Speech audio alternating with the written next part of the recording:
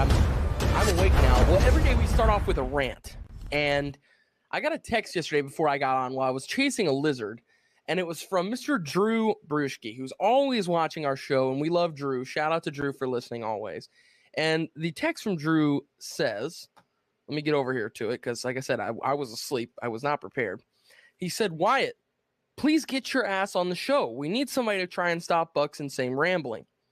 And I'm like, oh, man, what's Buck saying now? What's Buck saying now? So I found out what he was talking about, and Drew was right. My rant today is about Michael Buckheister, his top 5 running backs list. Jonathan Taylor at 1, I respect that. Sure, if you want to put Jonathan Taylor at 1, that's fine. Najee Harris at 2. Questionable, but still, Najee's good. Najee's got a lot of upside and could be a top 3 running back this year. I respect that. Dalvin Cook at 3, still a little low for me, but I respect it. Here's where it flies off the rails, though. First off, there's no King Henry. Buck, come on, man. No King Henry. That's crazy. The best running back in the league is King Henry. I don't care if he had 8 games out last year. He was the leading rusher through like week 15 and didn't play half of the season. Nick Chubb, while he is a really good running back, and I think he's a top 5 running back and deserves to be on this list, I'm fine with that being there. But then Ezekiel Elliott at 5? Zeke isn't even the best running back on his team.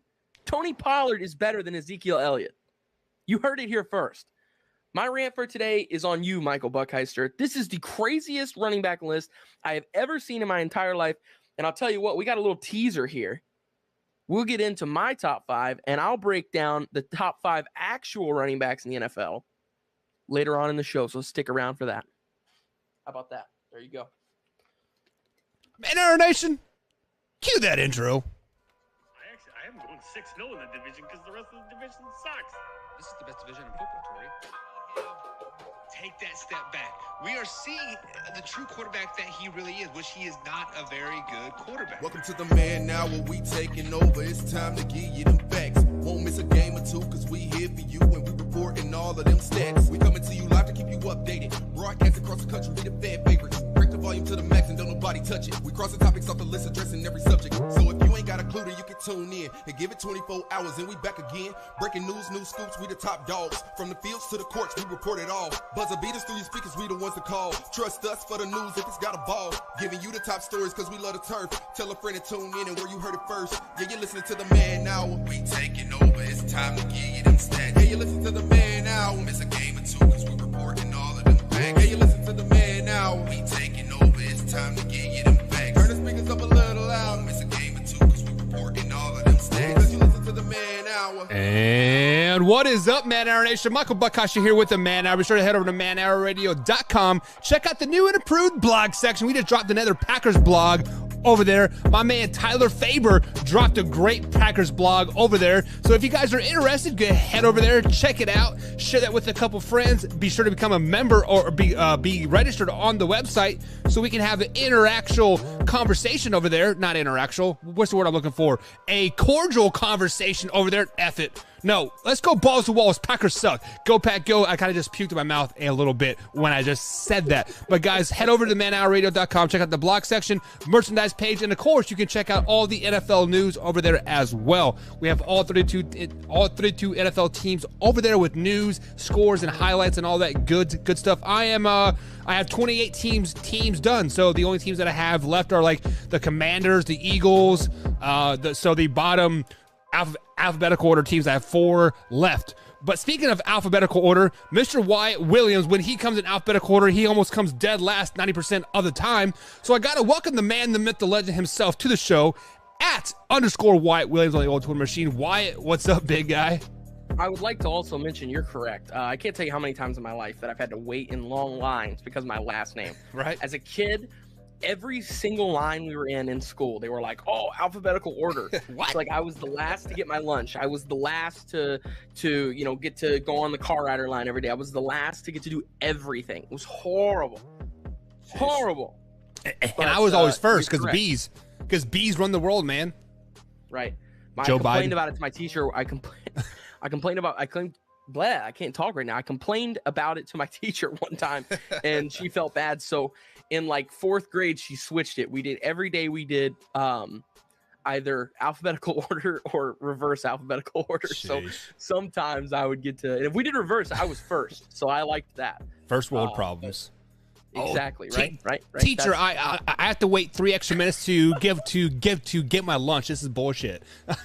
Dude, I wish it was 3 minutes. Oh my! You know how many kids get up there in the front and they're like, PB&J or a chicken sandwich. This is the hardest decision of my life. Chocolate milk or white milk. Right. You know how many kids get up there and have to decide through so many different things and stuff? It took, I would have like 10 minutes of lunch after. Literally. I would have to just scarf down my food and then go out to the playground and we'd have recess. I don't know how I never puked. I have no clue. Well, you never puked because you're good at swallowing things whole, from what I understand. So when you were chasing the lizard last night, were you swallowing it whole or was it coming out whole? That's the real question, right? I ended up actually, what's funny is I ended up not catching it. I couldn't catch it. And it came back after we got off the show. And I called my friend Will. Jeez. And he came over and caught it because he's faster than I am. And literally he grabbed it. Like, what? I couldn't get near it. His tail didn't like way too fall fast. Off or anything? No, he just like grabbed it, put it in the bucket, walked outside and dropped it. I was like, I just chased that thing for like 3 hours. And he walked right in and just grabbed it and went on with life. Yeah. I was like, you gotta be kidding me right now. I feel like I would have chopped his head off. She gone. Like, what are lizards good for? Let's just be honest. I mean, they probably eat like bugs, right? But I mean, they everything. Eat bugs, yes, they're very influential. They're like snakes. People hate snakes, but you know what? If you see a snake in your yard, especially a black snake, you should never kill it because it keeps all kinds of terrible things like rats, spiders, and other rodents and stuff like that that you don't want in your house. That dude right there keeps them out of your house. So if you ever see a black snake in your yard, do not kill it. If you see a black snake in your house, then it's just up to you because obviously you got to get it out.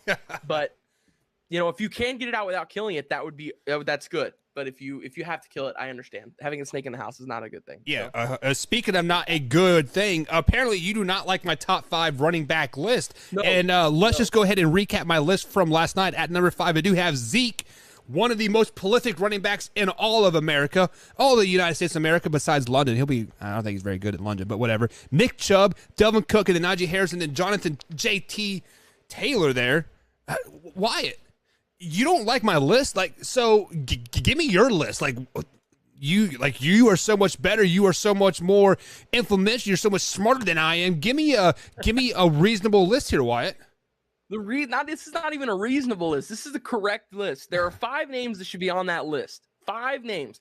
And really, if you want to mix and match them in whatever order, it doesn't really matter.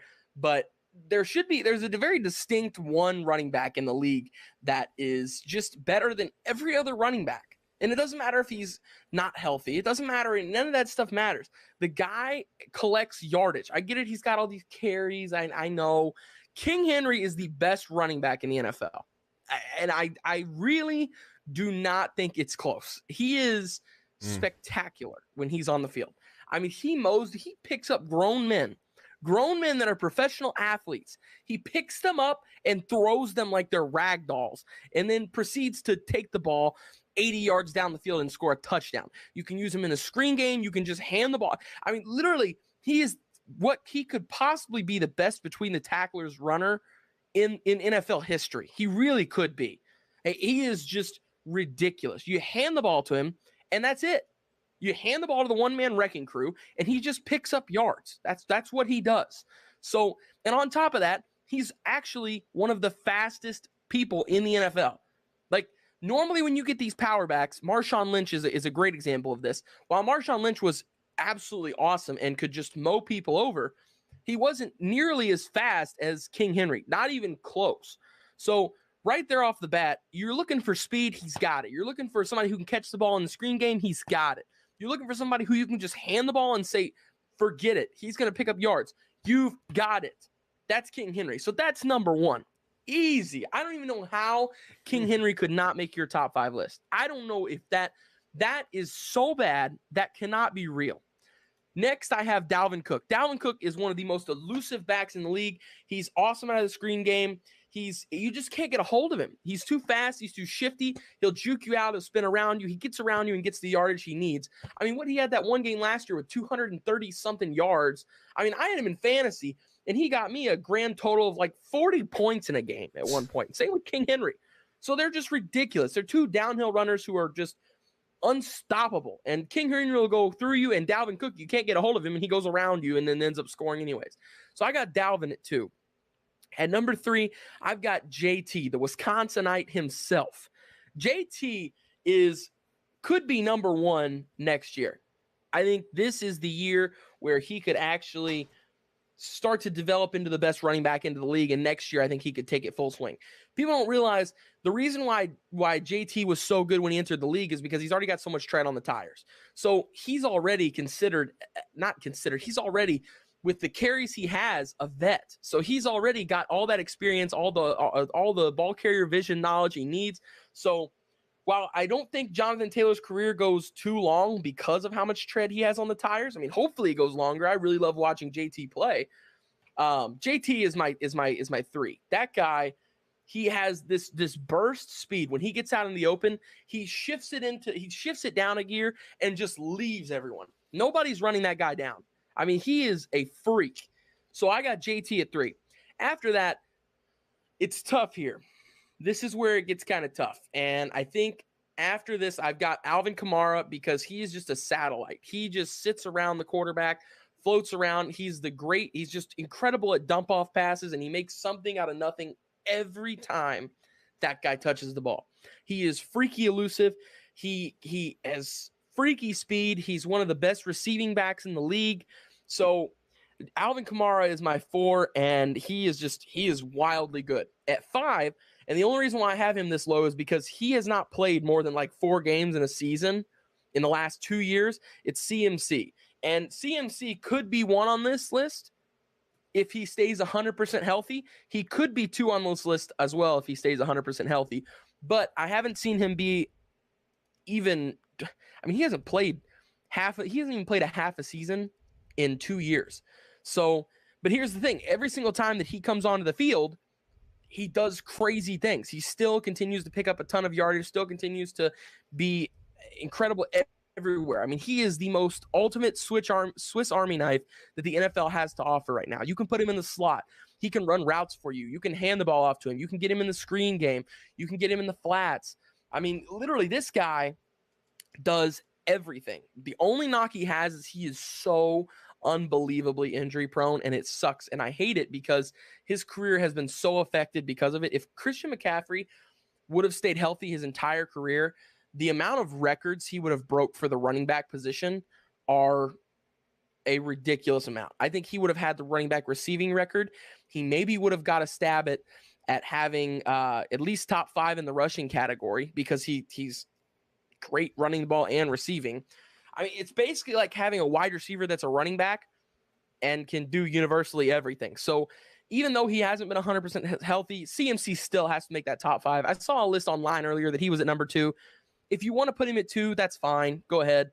I understand that as well. It's just the injury proneness is the only has skyrocketed him down for me. I mean, he's still going to be a top 5 fantasy football back taken in this year's draft and probably next year as well.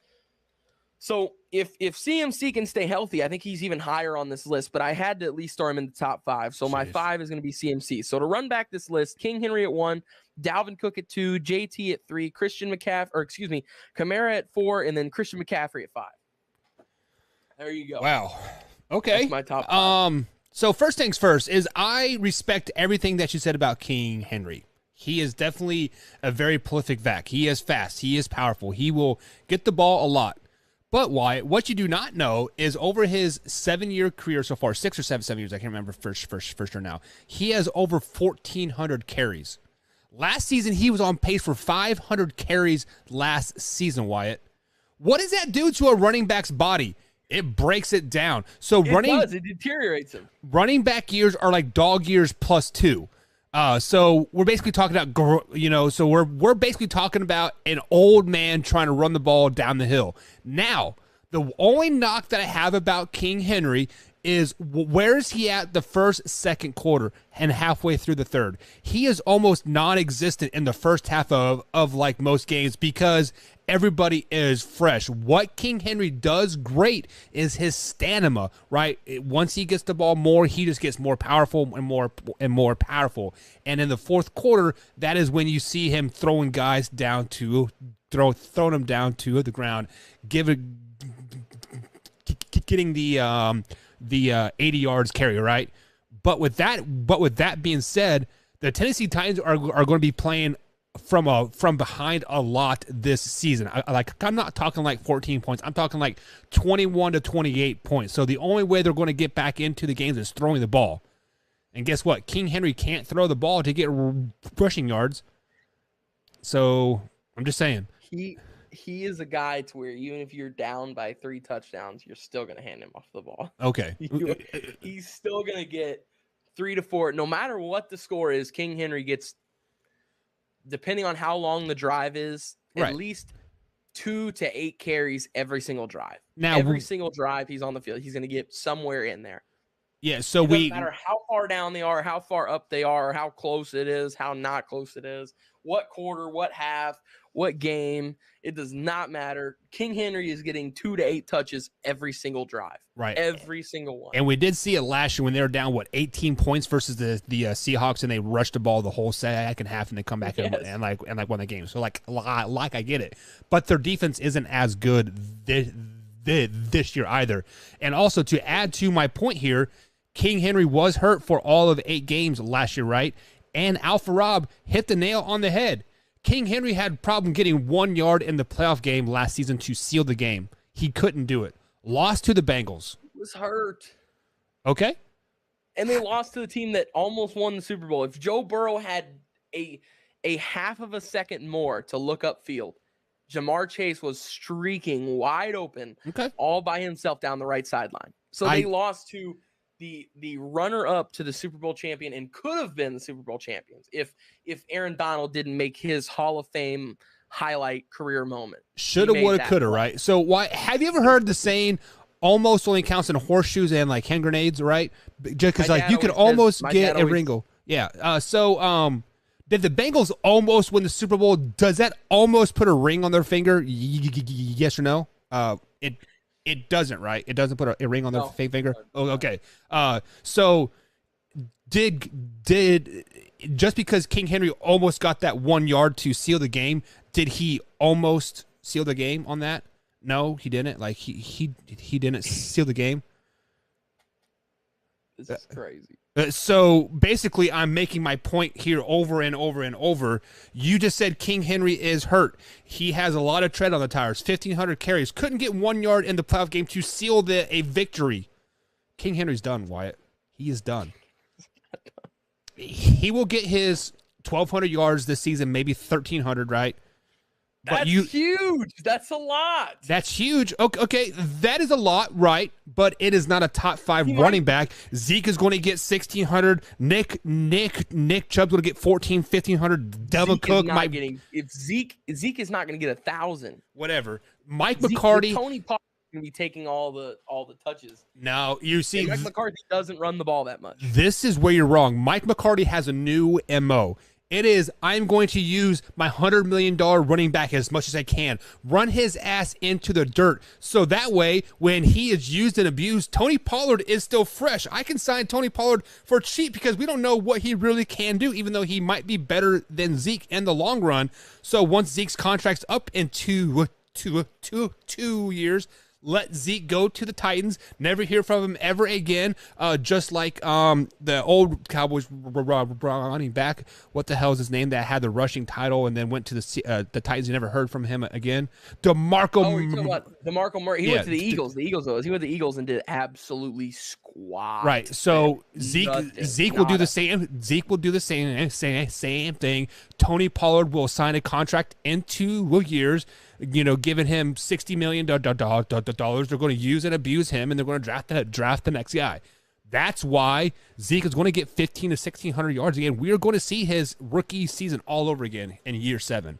Zeke is going to be the man. Nick Chubb is going to be the man. Delvin Cook. Najee Harris could possibly get the leading rushing yards this season. I don't doubt that. Najee's is a great running back. I think there's still more I need to see from Najee until I'm ready to put him in that top 5 category. What do you need to see? He's right on the outside of it. I think he's right on the outside. As a rookie, he had 1,500 yards. What else do you want? It's still like I don't know. I don't know how he's gonna work with the new quarterback system. You're right. I mean, there's all kinds of stuff. He's a gadget guy who can catch passes out of the backfield as well. Like, I'm not taking anything away from him. And I still say he's on the fringe of that top 5. I'm not saying he's outside of the top 5, way out, and like, outside of the top 10 or anything like that. I'm gonna have him at 6 or 7.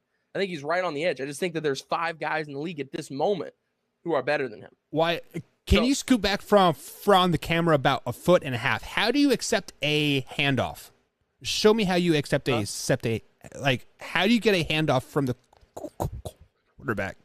Like this. Okay, that's what Najee Harris is going to do 25 times a game. Mitchell Trubisky is going to say hike, and he's going to give it to him. Najee Harris is going to run downhill over and over and over again. He's going to get 325 touches this season on the ground alone, 1,700 yards. Hell, he might break 2,000 yards this season. The Pittsburgh Steelers are going to go back to the steel curtain on the defensive side, and they might win a Super Bowl just like what they did with old Ben Roethlisberger and the Bush, right?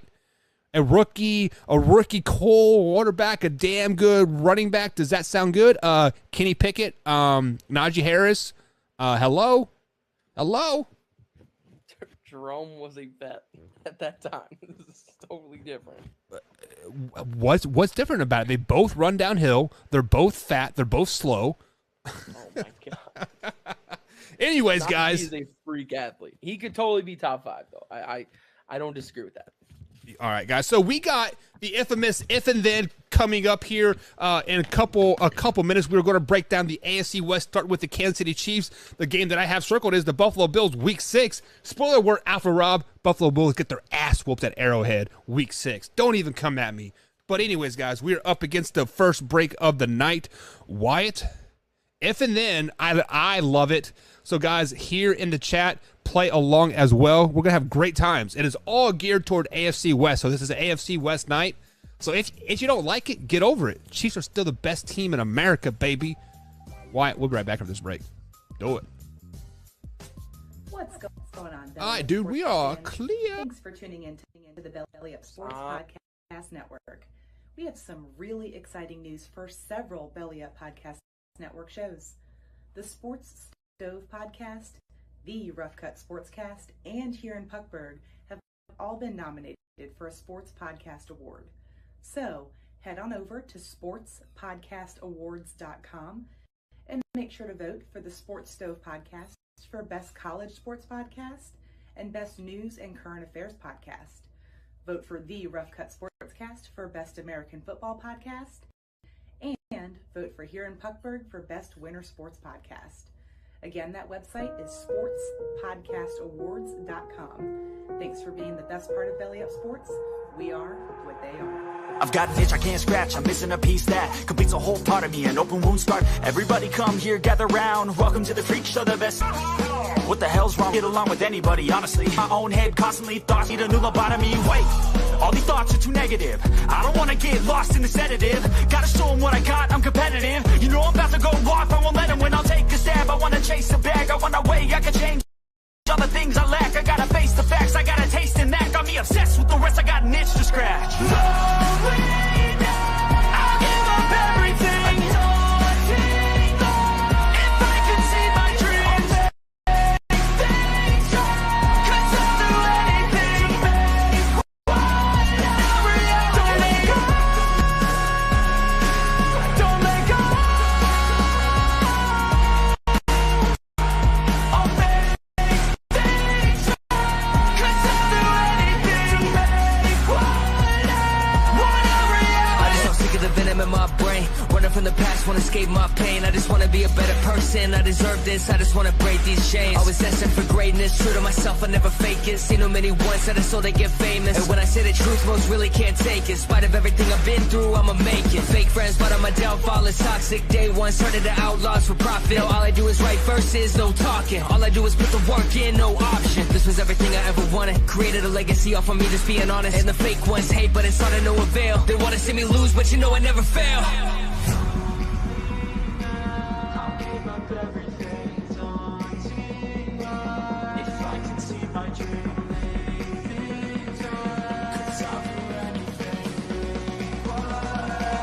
Want a reality.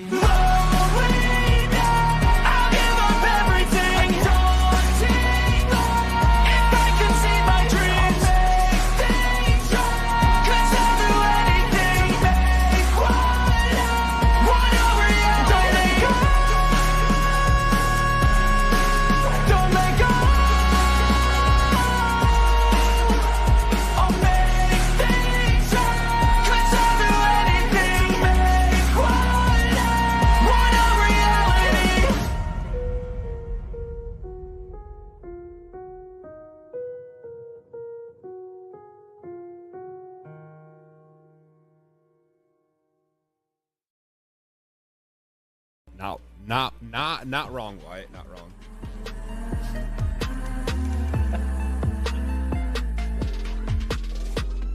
And welcome back to the Man Hour, guys. Michael Buckhouse along with the Wyatt Williams. You can find us both on the old Twitter machine at manhour_Buck, and you can find Wyatt at _Wyatt Williams on Twitter. Tweet at us, have fun with us, talk that trash, share funny gifs, all that good stuff. But guys, we got a special segment here. This is a second ever If and Then. Let's take it back to 5th grade science project, right? We all love science right here on the Man Hour. I give Wyatt a if statement, and then he completes the conjunction with a then statement. But first, this segment is brought to you by Man Hour merch. Check out the tumblers, guys. Does your wife consistently bitch about how much alcohol you drink during the night and like how drunk you get? Well, with the Man Hour tumbler, now in black, you don't know what you're drinking. She doesn't know what you're drinking. It could be full of liquor, it could be full of beer, hell, it could be apple juice for all you care.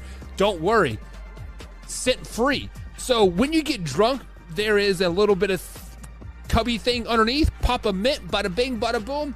Nothing ever happened until you stand up and you start puking and pissing. You're pissing yourself. Not like that happened to me last night, but is here nor there. So Man Hour Tumbler, guys, check it out at the merch store. Wyatt, you definitely need a tumbler. So starting at $19.99, get yourself a black tumbler with the Man Hour logo on there. And I got throw Wyatt's signature like in there. You know, just bada bing, bada boom. Bang, bang. But hi babe, what's up? Oh, you're pissed at me? Okay, show me your boobs.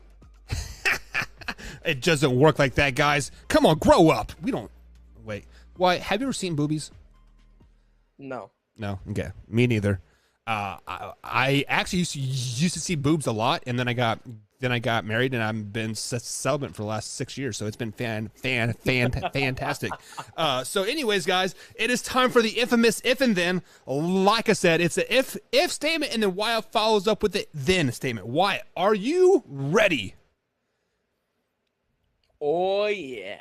Oh yeah, give it to me, baby. Anyways, the first if and then statement of the night. Like I said, this is all geared toward AFC West. So the first question of the night, Wyatt, if the Kansas City Chiefs win the AFC West, then Brandon Combs is an idiot. No, if the Kansas City Chief, oh my God, there's one of them. There's one Kansas City Chief. Yeah. If the Kansas City Chiefs win the AFC West, then they didn't need Tyreek Hill, I guess. It's like if they win I don't think they'll win the AFC West this year. I do agree with that, but actually I don't know. That team is so high powered. Yeah. There's still so much there. There really is. And I'll say if they do win the AFC West, then yeah, that's what I'll say. Then they didn't need Tyreek Hill. Yeah, so I'm going to say if the Kansas City Chiefs win the division, then we have figured out how to run the ball effectively on the offensive side of the ball. Just because, yes, Patrick Mahomes is very electric in the passing game. Travis Kelce is huge. I think Juju will have a huge season as well. Sky Moore is probably going to be the rookie of the year on the offensive side. But how to win games in January, how to win a Super Bowl, how to win a division, run the damn ball. Use Rojo, use Clyde, use Gore, use those guys running him then into the dirt. We need to see 30-plus carries a game from this Kansas City Chiefs offense just because the rest of the division, Wyatt, is going to be so high-flying and the defense is so freaking bad. We need to keep other teams' offense off of the field, and we need to play offense with defense, aka run the damn ball. Next up, Wyatt. Next up here. Like I said, we are staying strictly in the AFC West here. So, next team on the division. If the Denver Broncos win the division, then Russ is like that. Russ is like that. If he comes in and just wins this division with 4 teams that are capable of, in my opinion, going to the Super Bowl, if he comes in and does that, Russ is like that. Russ cooked up for more than just 8 weeks, and Seattle was stupid to get rid of him there. That's what it is. Yeah, and I would definitely be eating crow if that happened 100%. So I am going to eliminate injuries from like any other team just because I really feel like that's the only way they can win this division. But if the Broncos win the division, their wide receiver core stepped up. We saw Jerry Jeudy not in jail. We saw Cortland Sutherland actually start to excel and be a top receiver that he can be. And Russ and this receiver core grew hands and bounds from week 1 to week 17. I mean, because week 1, let's just be honest, is probably going to be shaky for the whole team. Jerry Jeudy probably won't be there. He's probably going to get suspended for a few games, at least. So for the Denver Broncos to win this division, the wide receiver core has to step up and be a top 5 receiving core in the NFL. That's what I truly feel. All right, so moving on to the next one here. If you guys can catch the theme here. If the Las Vegas Raiders win the division, Wyatt, then Davante Adams is still the number 1 wide receiver in the league, and Derek Carr and him have an unbelievable connection. I think this is actually more likely than the Broncos winning it, but still, I would be pretty, I don't know. Gosh, I think it's up between the Chiefs and Chargers, but I still think the Raiders have a real shot in there, especially because they're the team that did make the playoffs last year, right? Over the Chargers. So, yeah, if the Raiders win it or win the division, then Davante Adams is still the number 1 wide receiver in the league, and his connection with Derek Carr is just like it was at Fresno State. Yeah, and just to think if we could flash back 6-7 months to a gentleman's handshake and end in a tie, the Chargers and the Raiders could have both been in the playoffs, right? But we digress from that. So if the Raiders win the division, it is because Josh Jacobs is the running back for Las Vegas, right? Yes. Okay, I'm just making sure. Josh Jacobs, exactly. Drake is there as well. So exactly what I said about the Kansas City Chiefs. They are going to fight fire with fire, and that's keep their offense on the field and run the ball. Just because we all expect Derek Carr to kind of light it up with Davante Adams. And I feel like Davante Adams is going to get double teamed a lot. And Derek Carr might try to force the ball down the field and, throw a lot of interceptions.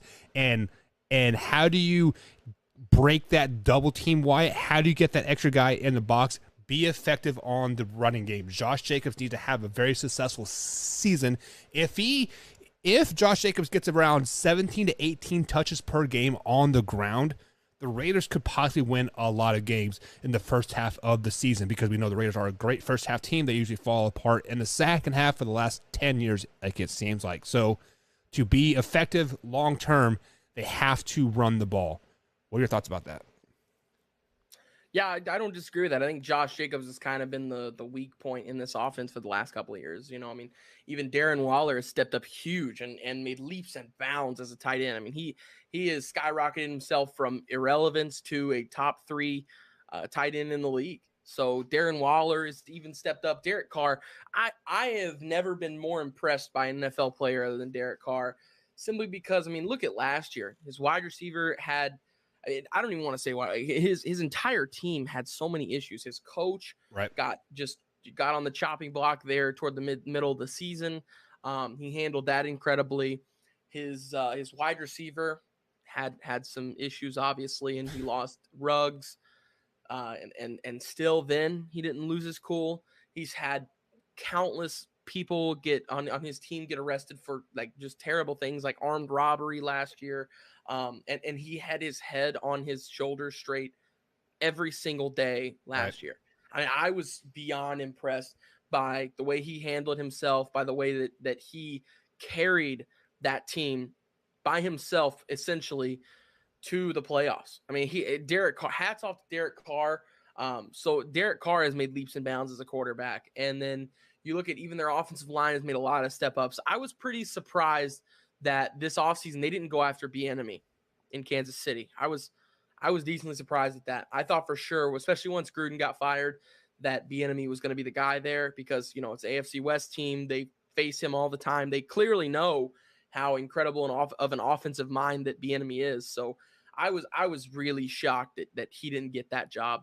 But they've made a lot of steps forward this offseason. They got Devontae Adams, and Devontae just absolutely opens up so many things for your offense. You talked about him being double teamed. That stuff does not matter with Devontae. I have seen plays where Devontae Adams is running down the field all by himself, and there are 2 cornerbacks and a safety trailing his ass, trying to catch him. I have seen some crazy stuff with Devontae Adams. So, I mean, they got him. They also got Chandler Jones on the defensive side. Max Crosby is coming out to be a great defensive end who could be he's who they got off of the Khalil Mack trade. And I think at this point they won that trade. So they have just made so many great moves. I mean, so many great moves, and they've got an A quarterback. They've got everything they need. If Josh Jacobs can't get it going with this team, then they got to go elsewhere at the running back position. So I don't necessarily think it all completely rides on Josh Jacobs' shoulders, but I do think he'll play a huge role in this offense, and his run game will be very influential for how good this team is. If the run game is really good, I think this is a Super Bowl team. I think this is absolutely a Super Bowl caliber team. And if his run game is subpar and kind of average, then I think they're a playoff team. I don't know if they're a Super Bowl team. I mean, you need to win a Super Bowl, you need all positions on the football field playing very well, playing great football. And for them to be able to do that, they're going to need Josh Jacobs 100% in tune. And I think Josh Jacobs can be that guy. We've seen Josh Jacobs be that guy, but it's all going to depend on, it's all up to him. Yeah. So let me ask you this question. Is Derek Carr the most overlooked quarterback in all of the NFL? Because if we look back at his stats, he improves each and every season. And each and every season, his name gets thrown out there for trade bait. Oh, there's somebody better than Derek Carr. Oh, he is like the Las Vegas Raiders don't want him. Yada yada yada. Like, first things first, is he overrated? And why do you think he is consistently trade bait, like on the trading block? I don't know that, honestly, and I think he is absolutely the most underrated quarterback in the league. I had a hot take last year with my friends that Derek Carr is possibly a top 5 quarterback in the NFL. Like for leadership skills, for on the field play, for just the way he handles himself in the worst situations ever. He impressed me so much last year. So while I don't necessarily think he's a top 5 quarterback, I think he definitely could be this year. I think he's definitely making a lot of movement towards that, and I think he's for sure in my mind a top 10 guy. If I had to build around anybody in the league, Derek Carr is definitely one of the names I'm thinking about. Yeah, so sure. So when people make their top 5 list or like their top 10 list, like a lot of people out there, I'm not going to name names, Brandon Combs, they use a lot of stats, right? They want to say, oh, he threw for 4,000 yards and 15 interceptions, right?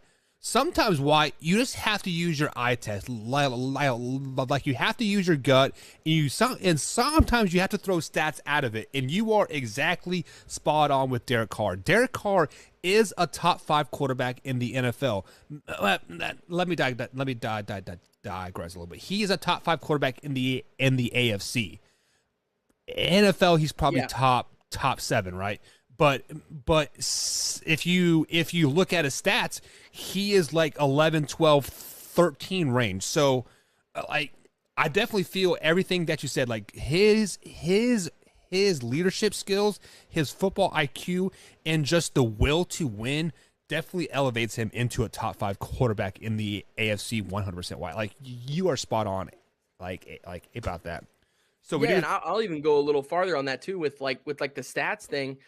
If you look at his first 5 weeks of the year last year, he was on pace for like 6,000 passing yards. Right. I mean, he was on pace for something ridiculous. That, like, and they were winning games too, right? Like they were winning a lot of games. They were undefeated, I think, like at that particular point, right? They won. Yeah, they did. Yeah. They won a lot of games there in the beginning. They're a really good team. A lot of people are not ready for how good the Raiders are. They're a really, really, really good team. I think more or less it also depends on the coaching situation too. Right. Josh McDaniels, right? He's the head coach over there now.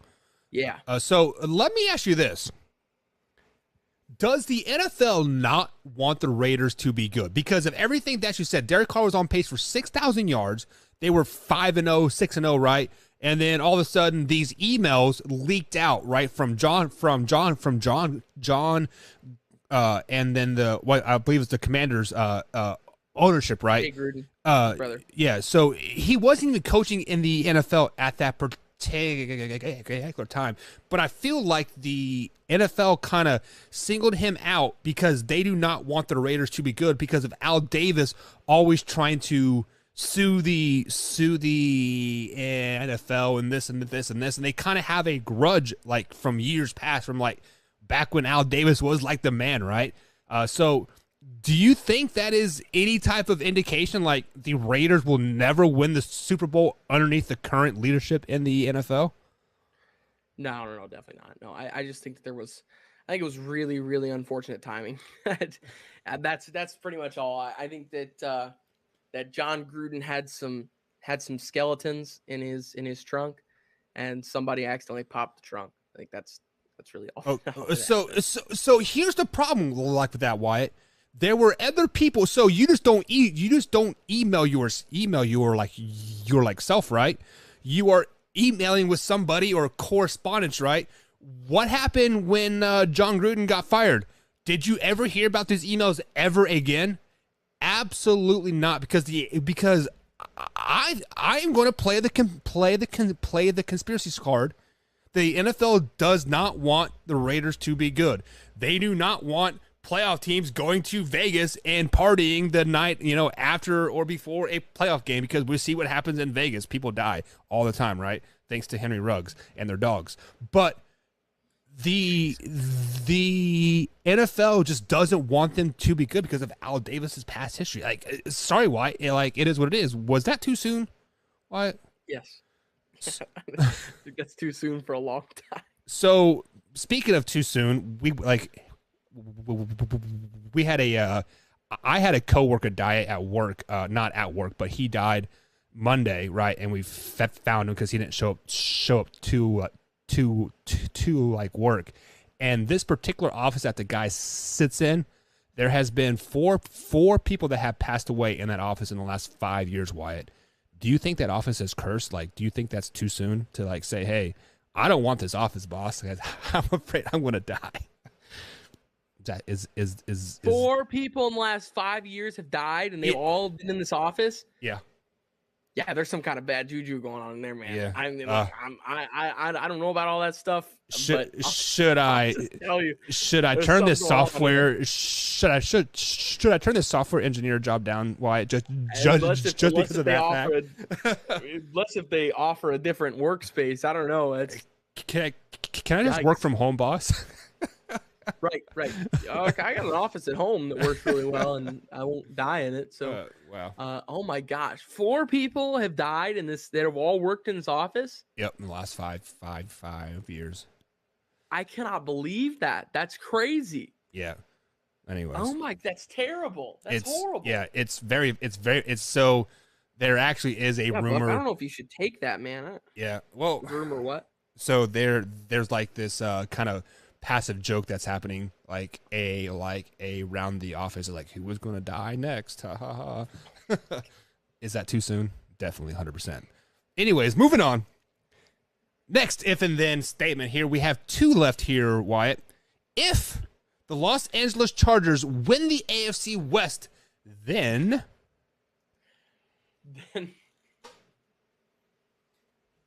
you go first. I can't. Then Herbert is that guy. Justin Herbert is the top 5 quarterback in the NFL. If the Chargers, should I give a spoiler alert? When the Chargers win the AFC West, it is because Justin Herbert is that damn good. Just like what you said about Russ, let Russ cook, yada, yada, yada. Justin Herbert doesn't need to cook. Justin Herbert just needs to be average, and this Chargers team is going to be damn freaking good. So if Justin Herbert plays up to his potential this season, then the Chargers will win the division. So if the Chargers win the division, Justin Herbert plays to his potential. So simple as that. Yeah, no, I would say if the Chargers win this division, also that I do agree with the Herbert statement, but I don't just want to jump on the J Herbo bandwagon here and just I don't want both of us to say the same thing. So I'll take it. I'll go one step farther with the Chargers win the AFC West. Then their defense was insane. Like all these defensive signings they did in this offseason, J.C. Jackson pairing him up with Derwin James. They're going to have Khalil Mack rushing the quarterback now. So this defense has made a lot of strides forward and done a lot of really good things. So yeah, if the Chargers win the AFC West, then I think their defense really is what everybody thinks that it's going to be. Yeah, and also if the Chargers win the West, we probably won't be questioning the Mike signing as well. Mike, the wide receiver that they signed for a pretty hefty price tag there. So Mike Williams. Yeah. So I don't know though. Mike Williams is he's a key piece to that offense. He's starting to blossom too. I mean, like last year for the first 5 weeks of the season, he was better than Keenan Allen, and Keenan Allen is good, like good. Yeah. So, then they've got Austin Eckler as well. They've got a nice offensive line they're building up here. Who is their tight end there? Herbo.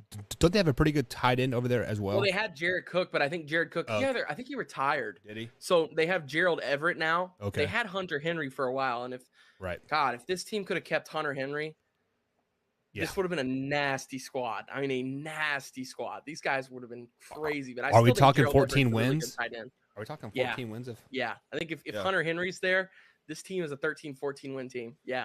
I think the tight end position is really the only position they have that's, not A. And I still think it's a solid B because Gerald Everett. Gerald Everett's a good tight end. So their wide receiver core is incredible. They've got Keenan Allen and Mike Williams. Their running back core is wildly great as well. They've got Austin Eckler. They've got what could be the best, or if not the best, one of the best upcoming quarterbacks in Jay Herbo. This offense is high-powered, got a lot of weapons. They've got a great quarterback at the helm. They've got a good head coach. Their defense is now stacking up. So, I think this is a really good team. All right, so our final if and then statement before we start breaking down the AFC West schedule for this year, Wyatt. The next one is, if Patrick Mahomes wins the MVP, then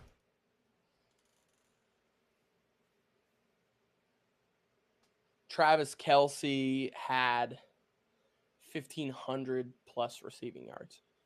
I like it. Travis Kelce, that's going to be a good pair. And Juju Smith-Schuster follows very closely behind that with about 1,000 receiving yards. And Sky Moore would probably have 750. And Paul Hartman's probably got a couple, MVS. right? MVS is going to have 750, 500. So if he's able to do that, then Pat's like that. But we already know Pat's like that. Patrick Mahomes is what could be the best quarterback in the league. He's on road to being a top 5, top 10 quarterback of all time already. So exactly right. Yep. So yeah. So yeah. Fun fact: Patrick Mahomes has more playoff wins than the Las Vegas Raiders since 1992. So let's just go ahead and throw that out there. I believe that. But I do believe that. I'm going to go the complete opposite way here, Wyatt. Now, I do agree that Travis Kelce and like all those guys will probably have pretty good seasons, right? But if Patrick Mahomes wins the MVP, the Kansas City Chiefs are a first-round playoff exit because because of everything that I said earlier. How they're going to win a lot of games is they're going to have to learn how to run the ball effectively. They're going to have to get 25 to 30 carries per game and basically kind of keep Patrick Mahomes from shooting himself in the foot like he did early in the season last year. Now, I'm not saying he is a bad quarterback. Do not get the word get twisted and tangled and clip this and like all that crap. Like, don't say that. But I'm saying if he throws, if he is a MVP caliber quarterback, like winning the MVP, it is because the Kansas City Chiefs are throwing the ball way too much this year. So they will be a first round exit if Patrick Mahomes wins the MVP. I feel like you do not agree with that at all, Wyatt. Not quite. Why not? Patrick Mahomes is not a first round exit. He's just not. I mean, even when he won his MVP a couple of years ago, they lost to Tom Brady the game before the Super Bowl, and Tom ended up going on to win the Super Bowl. Do not bring that up. I still hate D Ford to this day. How do you line up 5 yards offsides, Wyatt? Seriously, how do you line up 5 yards? And I didn't know what I was doing, coach. Shut the fuck up. God, I hate that guy. I hope he stubs his pinky toe on like on the couch every morning he gets up. That's what I hope. Yeah, no, that was bad, but no, Patrick Mahomes is just not a first round exit guy. I really don't think so. I don't think, and especially if he wins the MVP, then that means that the Kansas City Chiefs are a 14-13 win team. So that team's not losing. I'll get this. You ready? Yeah. If Patrick Mahomes wins the MVP, then Sky Moore is Rookie of the Year and Travis Kelce is Offensive Player of the Year. Okay. I mean, I like where your head's at. Like, I would definitely jump on that bandwagon, but my man hour non-fandom bias is I don't have faith in it. But we are up against the next break, Wyatt. On hour number 2, we're going to be breaking down the AFC West guys, starting with the Kansas City Chiefs. And then we got the Denver Broncos, the Las Vegas Raiders, ending up with the Los Angeles Chargers. We're going to break down all those games, give you key matchups, and the winner of the division. Spoiler alert, Wyatt does not think the Broncos are going to win more than 5 games. That's not true. That's not true at all. That's not true at all. All right. We'll be right back, guys. That's not true. If I'm home from work and relaxing, I watch Man Hour while doing dishes. In bed, I do with wife and kids. what do you do when your husband and kid are obsessed with the Man Hour? You watch it with them.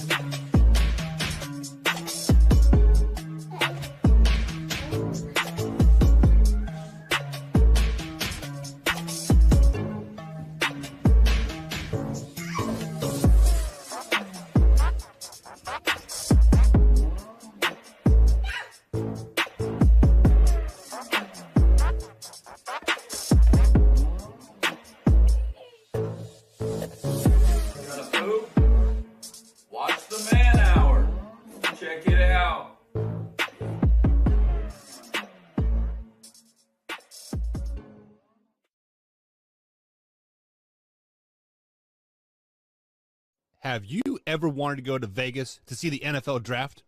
Well, now you can.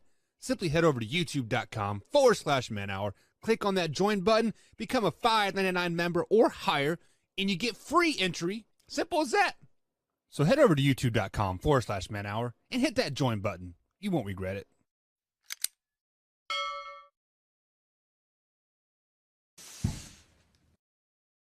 You're watching Man Hour. Hit that like button, baby. Man Hour Nation, it's your boy BC Beastie Brandon Combs coming to you with a special message. 22 veterans a day commit suicide. Now, that's 22 too many. And here at the Man Hour, we want to bring awareness to this. Our brothers and sisters deserve our support and our help with the Take 22 merch. It's a small opportunity to show our appreciation and support to our veterans and take a small step to ending veteran suicide and treating PTSD properly. Every dollar spent on our Take 22 merch will be donated to the cause. So Man Hour Nation, rise up and show your support.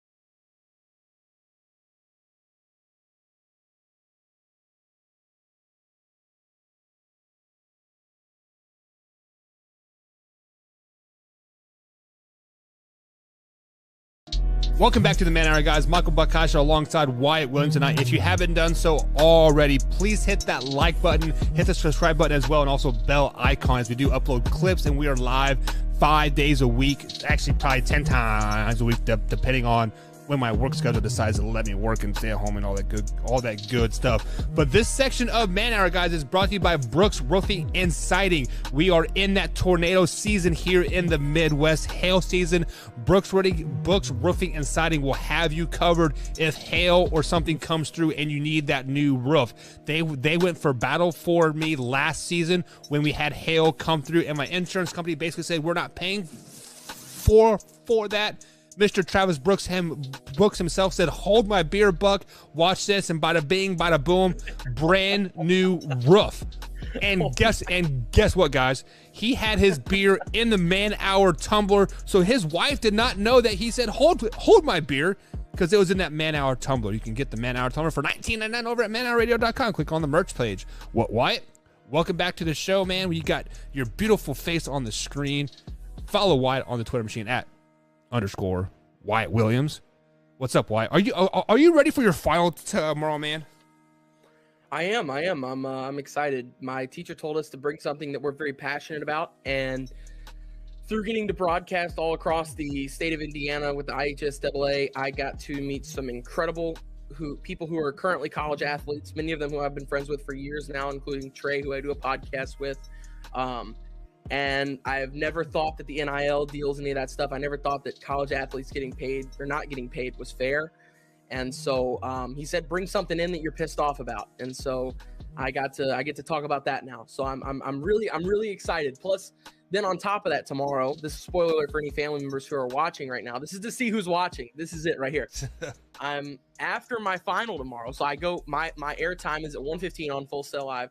After that is over with, I run straight to the bathroom, change out of my suit, and I'll be in regular closing, and I'm booking it to Indiana, coming home. So I'm excited. I'm coming home till Tuesday, so not very long. I've got to be right back down here for class on the following Wednesday. But my teachers are really cool. I have a teacher right now, Mac McDonald. He works with the ACC Network and has a podcast as well. He is awesome.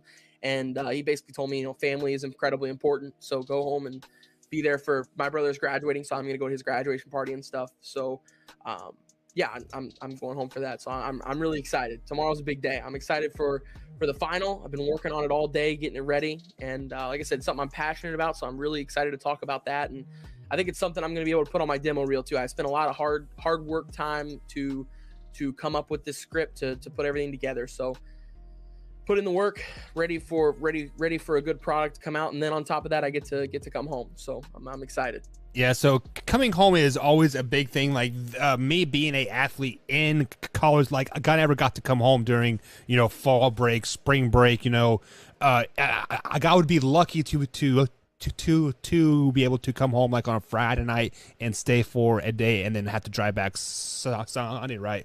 And why, you treasure like those 24 hours that you get to hug your mom and like all that stuff. It is really right. really exciting.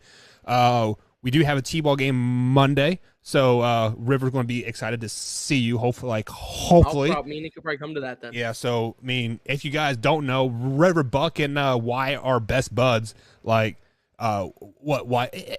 was probably about a year ago now, right? When you and Nikki first came over to the house, and River was jumping off the top of the couch at our old house, dropping those elbows on you guys. And yes Yeah, because he's a wild man. yeah. River's my favorite man. I love Trip as well. Yeah. I'm excited to see those boys.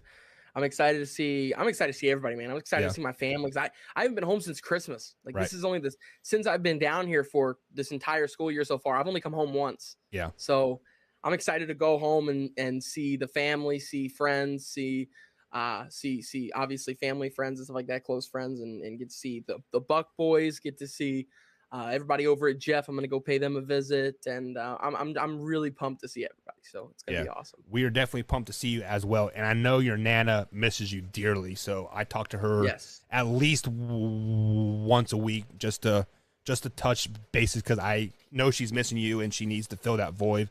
And I am the number one grandson now, even though I'm not blood. So I just want to make sure that you know that. So with that being said, Wyatt, we are going to transition here back into the sports talk, back into the AFC West, and we are going to give you guys some key games, the records of like all 4 teams in the AFC West, and who wins the West Division. So we are going to start with the defending champs, and that is the Kansas City Chiefs, Wyatt. So when I look at the Kansas City Chiefs schedule here, I'm like, man, when do they get a break? Because it is just game after game after game. Whereas like they, just like the Arizona Cardinals, they could easily start 0-6, 0-7 on the season. So the first game that I have circled is obviously that week 6 game here. So before I talk about that game, I want to tell you guys who I have winning the first 5 games of the season. I had them beating the Cardinals, I had them beating the Chargers, had them beating the Colts, losing to the Bucks, beating the Raiders at home on Monday night. And then this is the pivotal game of the season for the Kansas City Chiefs. Why is this week 6 matchup versus Josh Allen and the Buffalo Bills? So spoiler alert, I have the Kansas City Chiefs right now going 11-6. I have them beating the Buffalo Bills in this week six game. But looking back on it, why I had the Kansas City Chiefs going 8-0 at home. The Kansas City Chiefs have not gone undefeated at home for 7 years. 7 years they have not gone undefeated at home. Yes, this is the loudest stadium in the world. Yes, they have a great team. Yes, the defense is going to be much improved. But going 8-0 at home, that is a stretch for me. So right here on the air, that week 6 matchup, I am going to pick the Buffalo Bills beating the Kansas City Chiefs at home, and I have them going 10-7 on season. Do they make the playoffs? I don't know yet.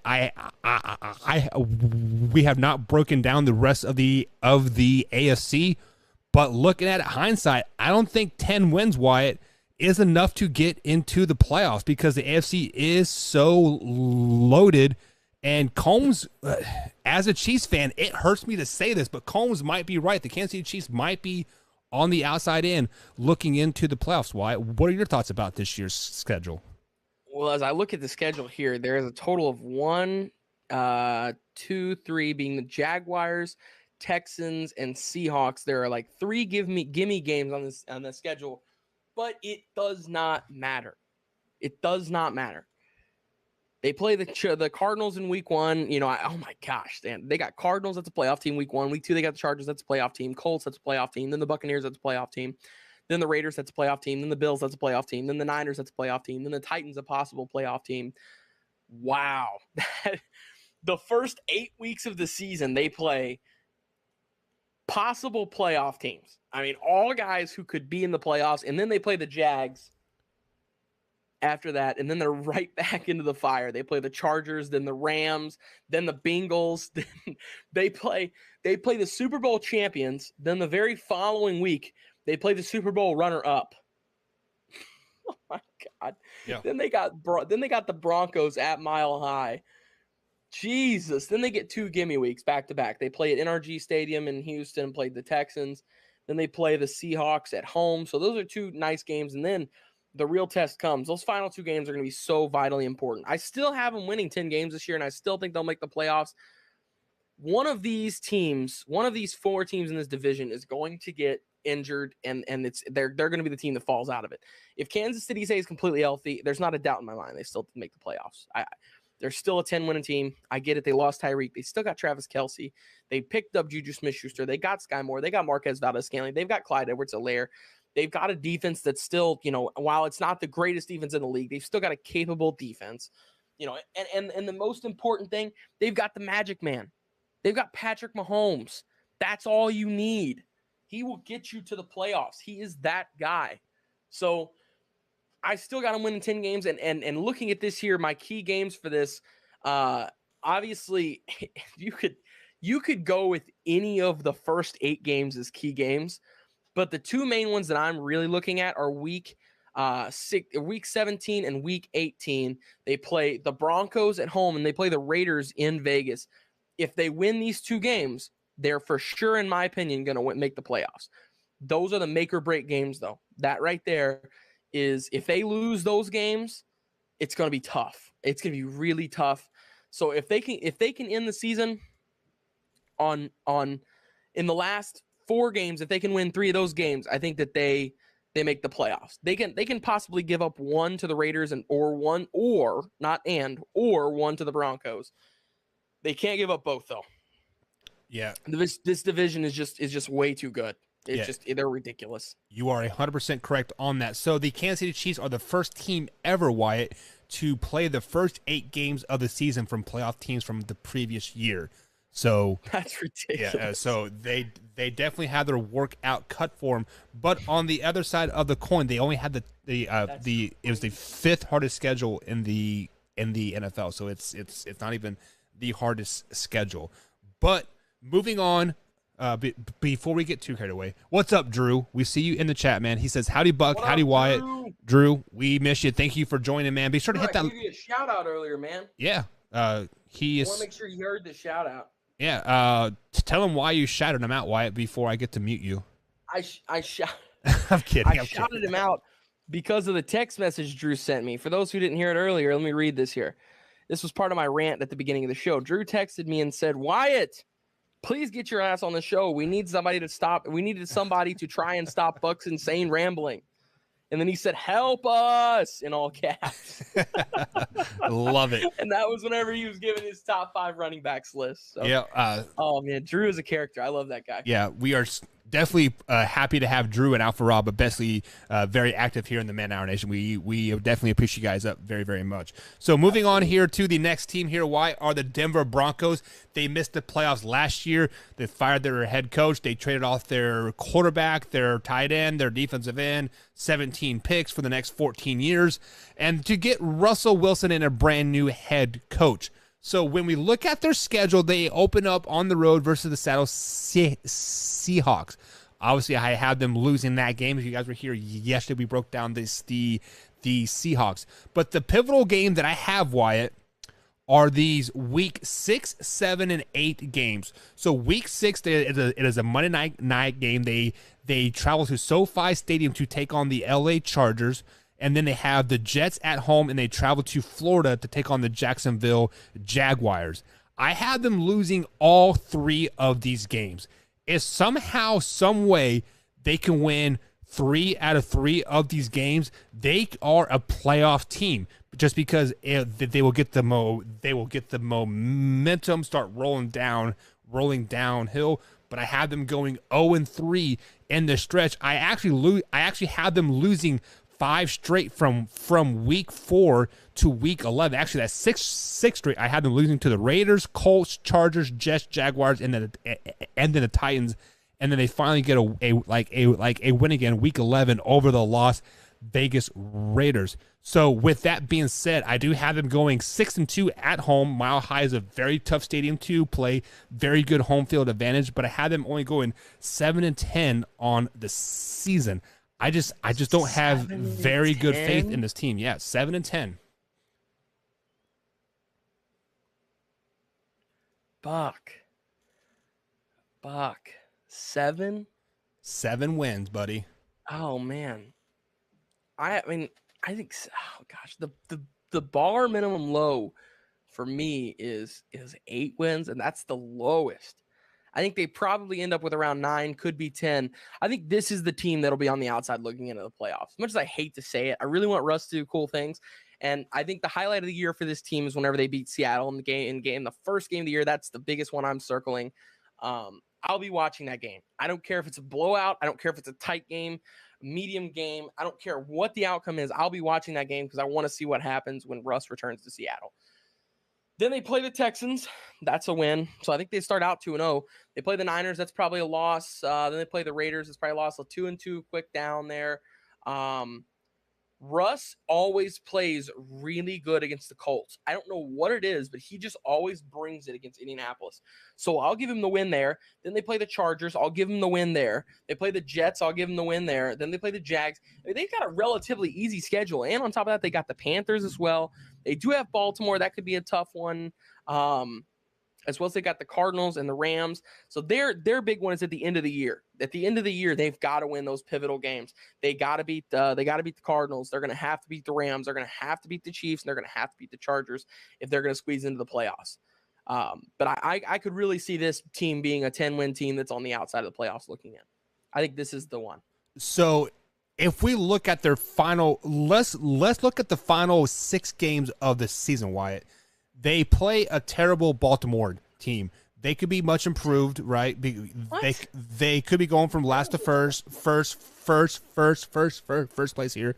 But week 14, they had Kansas City Chiefs at home. They had the Cardinals at home. They traveled to LA to take on the Rams, and then they traveled to Arrowhead to take on the Chiefs, and then they finished up the season with the Chargers at home.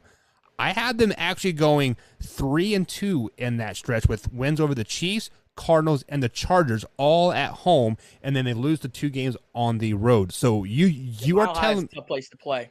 Say that again. I said, yeah, Mile High is a tough place to play. I agreed with you. Right. So if you think they go 3-2 in those last 5 games that they are a playoff team, is that what you're saying? No. I'm saying if they win 5 out of those last 6 games, I think they make the playoffs. Okay.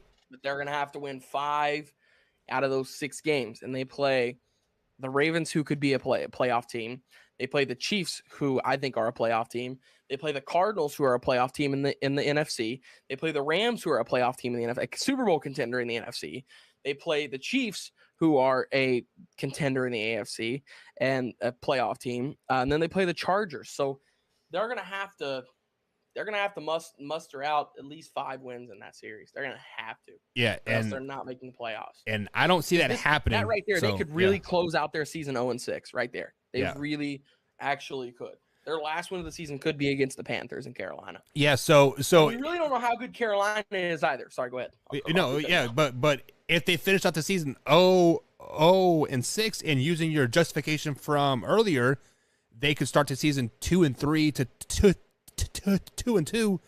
There's 10 losses on the season right there, Wyatt. Yeah. So yeah. So I mean, 7-10 isn't it far? I'll backpedal. Yeah, I'll backpedal on that one. I'll give you that. They could be 7-10. You're right. Which that one's on me. Which honestly, it is weird because if we think about it, yes, they started the season last year 0-4 and 0-5, right? But then they won like 6 or 7 games in a row. They got hot, right? People were thinking like, man, this team is good. And then they fell off again, right? So, and then they face planted, right? So, if they can duplicate those 7 games again, right? That they won 7, like it may have been 6 in a row, but like either way, let's say they duplicate that, they could possibly be a very good team. And getting right at the hot time in the NFL is very, very key. So, speaking of getting right at the right time. The Raiders never seem to get right at the hot time. They're right. They're hot at the right at the hot time. They are hot at the beginning of the season, and they sizzle out toward the end of the season. It never fails. They do. They're not right at the hot time. They're not. So, Wyatt, I am going to give you the floor first here. Tell me about the Raiders.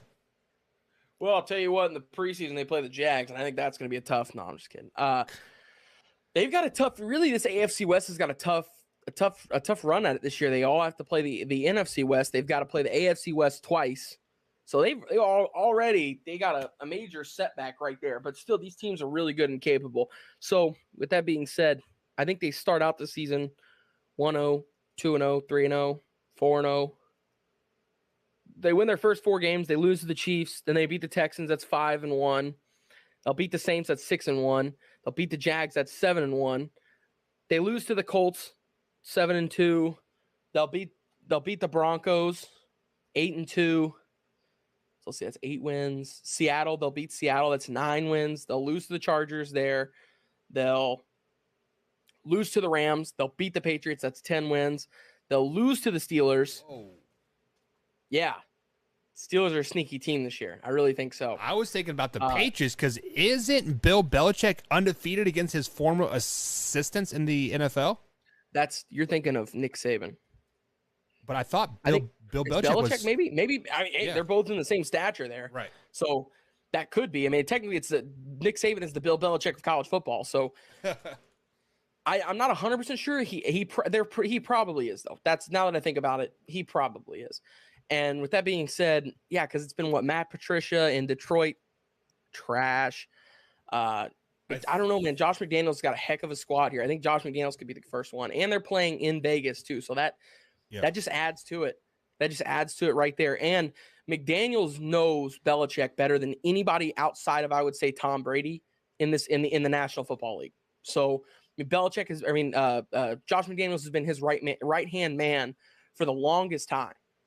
So I think if anybody's going to do it, it's probably going to be McDaniels. So with that being said, I'll give him the win there. I got them at 10 wins. Then they play the Niners. I'll say they lose that, and then I'll say that they beat the Chiefs in their last game on January 8th, and I'll give them 11 wins. I'll say they're 11-6 this year. Wow. So good team. It's a good football team. And don't mistake that 11-6 for being like a non-Super Bowl contender. Because normally we look at the teams that have 13 wins and we're like, 12 and up wins are your Super Bowl contenders. This is a Super Bowl contender, 100%. All 4 AFC West teams, if any of the AFC West teams that make the playoffs are a Super Bowl contender. I don't care if they're a 1, 2, 3, 4, 5, 6, 7 seed. It does not matter. They are all Super Bowl contenders, and it doesn't matter where they come in at. Wow. So we do agree on a couple things here. Is it if a AFC West team does make it to the playoffs, they're definitely going to be Super Bowl contenders. We do agree on the Week 18 game as well, where the Raiders will beat the Kansas City Chiefs. But that is pretty much where our agreement stops here. Why? I had the Raiders going 6-11 this particular season. I had them losing to the Chargers opening weekend. I had them beating the Cardinals week 2. The Titans, they lose to the Titans. They beat the Broncos at home.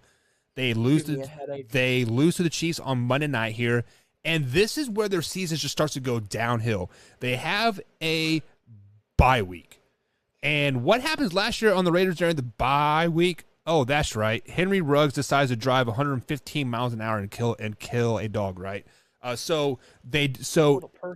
Houston Texans come into town, and I think the Houston Texans and Davis Mills beat the Raiders in Week 7. The Saints beat the Raiders in Week 8. The Jacksonville Jaguars beat the Raiders in Week 9. The wheels are falling off here. Why are you catching the drift here? Week 10. No, I'm not catching any of your drift. Week 10, the Colts beat the Raiders in Vegas. Week 11, the Raiders travel to Mile High, lose to the Broncos. Finally, Week 12, they get a win over the Seahawks. And then they're like, hey, Week 13, let's win one more. So they beat the Chargers here. Why? So why? Do you know what happens when you win 3 games in a row? It's called a winning streak, right? It is called a winning streak. Well, guess what? The Raiders don't know what a winning streak is because then they travel to L.A. and get their ass whooped by the Rams. And then Bill Belichick comes into town and says, bad baby Josh McDaniels, you should have stayed here. Whoops that ass. Pittsburgh Steelers whoop that ass. And then finally, the final 2 weeks of the season, the San Francisco 49ers are playing for nothing. Like at this point, they are already their faith is pretty much sealed at 8-9. Like at this point, they lose that game. The Kansas City Chiefs don't know what they're playing for, so they lose in Las Vegas as well. I had them going 6-11 this season. Why? Finishing last in the division. You can talk about Devontae Adams all you want. You can talk about how good Derek Carr is all you want. The fact of the matter is, they are still the Las Vegas Raiders. You still have a unproven head last year, Las coach. Vegas Raiders. What's that? The playoff team last year, Las Vegas Raiders. Hey, I got this little notepad here, and let's see what's written down here. Okay, yeah, that's about right. What's that say there? Oh yeah, Buck is crazy. Are you kidding me? No, man. You're losing it. How am I losing it? Yeah, come on, What man. Come on, baby. Brandon Combs, and the age is getting up there, and it's just cloudy now. You can't think straight. Yeah, that is true. I'm getting old as balls. but the so Raiders are not going to win just 6 games next year. I promise you that. Okay. Here comes the hair bet. I said I promise you that. Here comes the hair bet. No, I think the hair bets are like all I done because City still kicks my ass every time I shave my head about June here because it's so freaking hot. But so I do not think they are going to get 11 wins, but I can give you 8 to 9 wins if they can handle this 3-game stretch here with the Texans, Saints, and like Jags. If they can get 3 wins there, that would put them in a winning record. That would put them at 9-8. So I can give you that. Would you like me to go to my playoff predictor and switch that? No, because Davis Mills is the man. Davis Mills is going to be like the savior in Houston. Houston, Texas might be a playoff team with Davis Mills there. The Saints, if Drew Brees comes back, watch out, baby. He is coming. What? Did I just say the Houston Texans were a playoff team with Davis Mills? Yes, because the rest of the AFC South is terrible. I have never heard so much malarkey in my life. That's a good word. I like that word. Malarkey. Was that a good one? Yeah. I just thought of that one. Yeah. Oh, Buck, though. Come on, man. The Colts. The Titans are still, I mean, while, yes, they did lose their 2 wide receivers, they're still in this. They still got King Henry. Yeah. They did not lose their quarterback. They added one. Yeah, but Ryan Tannehill's going bye-bye. Gosh. Are you kidding? We will find out later in the week when we break down the AFC South. Moving on. So you dumped the Lions and you needed to pick up another team that there's no way they do it, and you picked up the Texans. Is that what you're telling me? Why? What we call in the biz here is called a tease. It keeps the people coming back. You should know this. That's like Full Sell 101, right? Give them a tease. Yes. Make them come back. All right. So the final team in the division, are the Los Angeles Chargers. Let me push the clip button. So the Los Angeles Chargers obviously missed the playoffs last season because they did not want to tie with the Raiders and make it in there. So Wyatt, tell me how the Chargers are going to do in 2022. Let's see here. They start out week 1 against the Raiders, who we just went over, and I had that as a loss for them. So then I think let's see here. They play the Chiefs. That's 0-2. But no need to fear, Chargers fans. You guys have the Jaguars, the Texans, and then the Browns, who are okay. Then the Broncos, who are good. Then the Seahawks. Then the Falcons. So right there off the bat, there's 8 games to start out the season. They're going to start out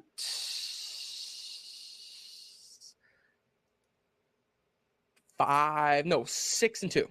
6-2. This is a good Chargers team. This Chargers team is really good. So they start out 6-2.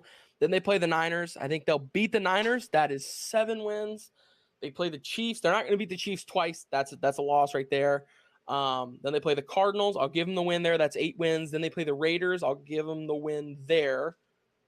Then they play the Dolphins. That's 10 wins. Then they play the Titans. That's 11. Then they play the Colts. I'll give them a loss there. But in a weird scenario, they're going to beat the Rams. So I'll give them the 12th win there, and I'll say they beat the Broncos to round out the season with 13 wins at 13-4. High praise right now for this Chargers team. Hey, Wyatt, can you hold up your piece of paper there and write out and scratch out Buck and put Wyatt there? Because Wyatt is crazy. Come on, baby. So Wyatt, we do agree on a couple things here. I do think the Chargers will start to see the season out 6-2 going into their bye week with losses in the Kansas City Chiefs week 2 on Thursday night, and then when they play the Cleveland Browns in Cleveland week 5. So, like, I do have them beating the Raiders, the Jaguars, the Texans, the Broncos, and Seahawks. Coming off of the bye week, I had them beating Atlanta as well. Now, this is kind of where it gets dicey for the Chargers, just because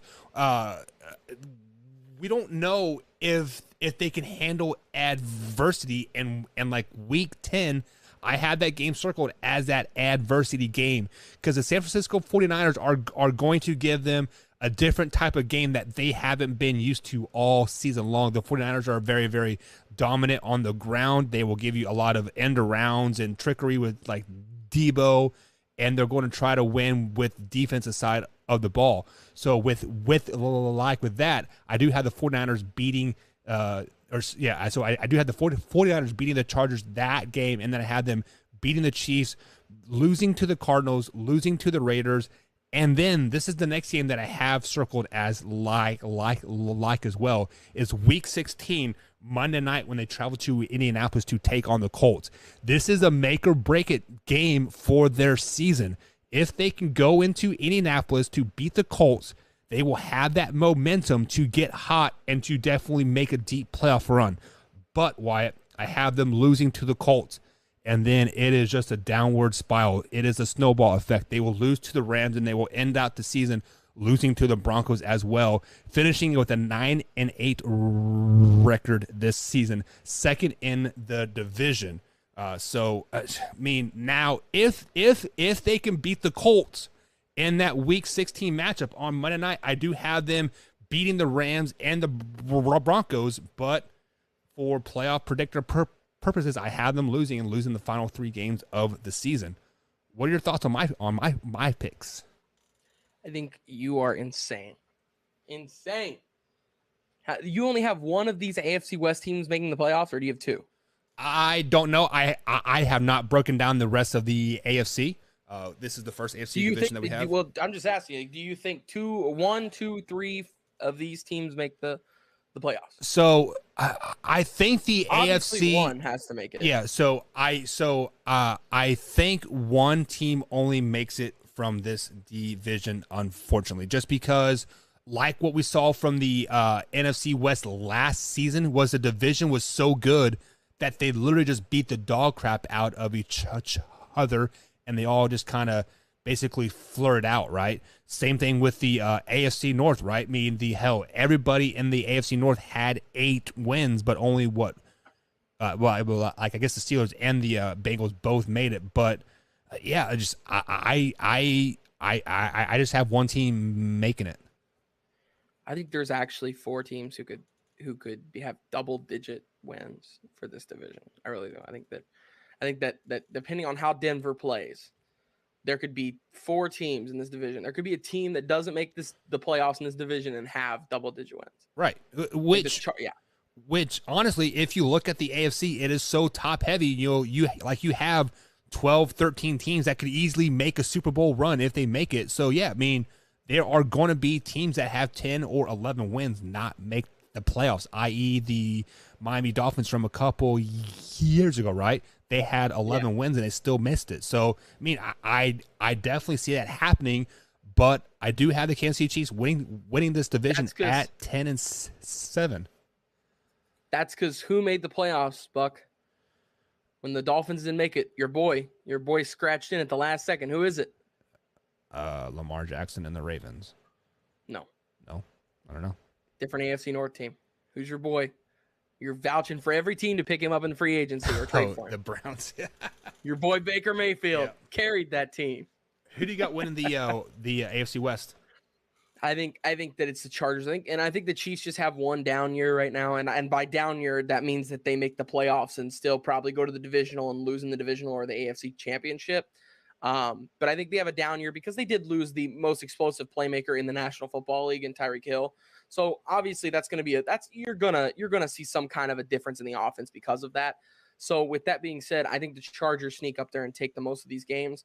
But I think it's a tight race for this division all the way down to the wire. I think the Chargers win the division, and then I think that either depending on who wins more games at the end of the season between the Raiders and the Chiefs, they'll take second. I think that the Raiders and Chiefs, one of them finishes with 11 wins and one of them finishes with 10 wins, and 3 teams make the playoffs for this division. So just to confirm, you have the Chargers winning 13 games, right?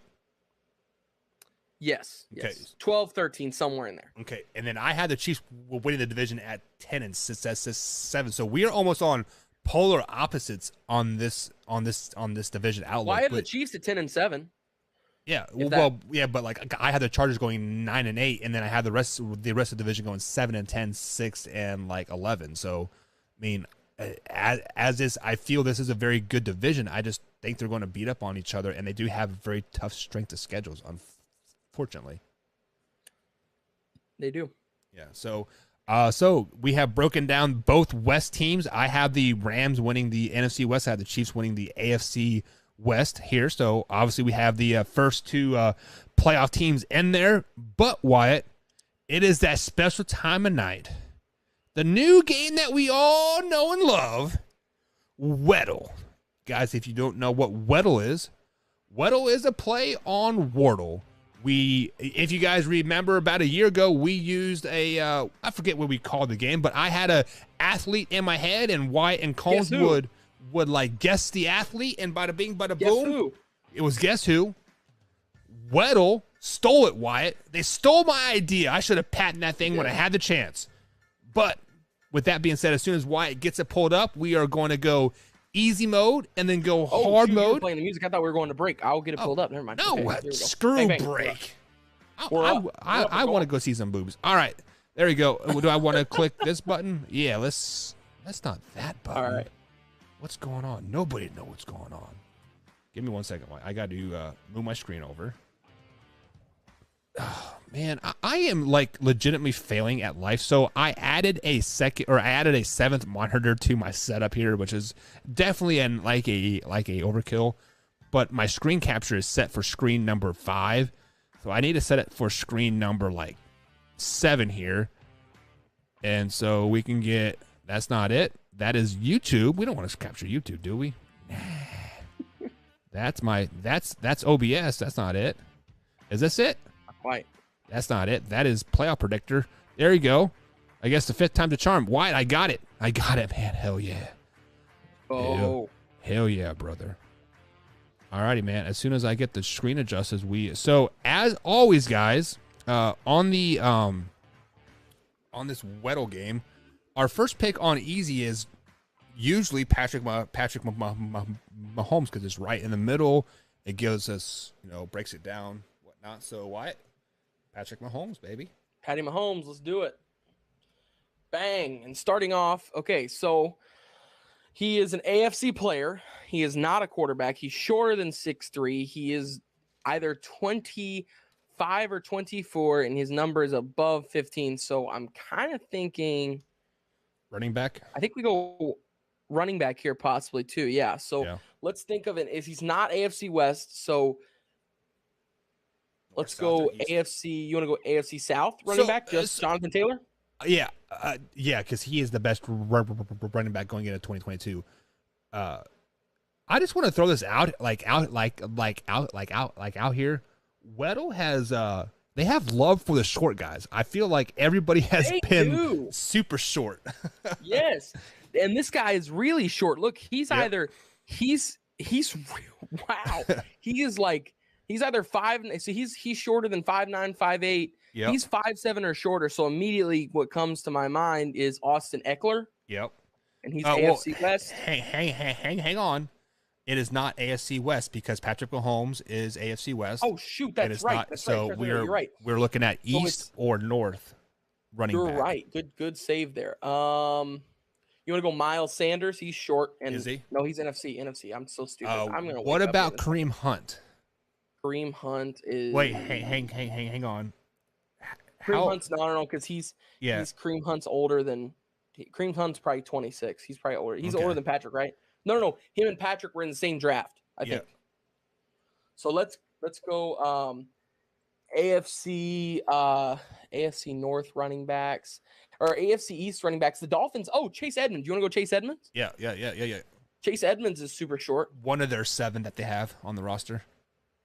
Okay. Right. East it is. Okay, so he is an AFC East. 5'8". Not Jesus. Miami. He is even shorter than 5'9". Wow. Okay, so we have Patriots, Buffalo, and Jets, right? Yes. So do we go Damian Harris? For the Patriots tailback? Yeah. Yeah. Yeah. I was thinking either that or the Jets running back. But yeah, Harris is a good one. Michael Carter is shorter. Okay. Well, Michael Carter, or I mean, Damian Harris only 5'11". Okay, so then, so it's not Miami or New England. So it's Jets either or Buffalo Buffalo. running back or it's a Jets running back. So pretty much narrows it down to either Zach Moss, Devin Singletary for Buffalo, or for the Jets, it's going to be Michael Carter or Breece Hall. I think Michael Carter is probably where we go here. What do you think? Yeah, because we're looking at a younger guy, right?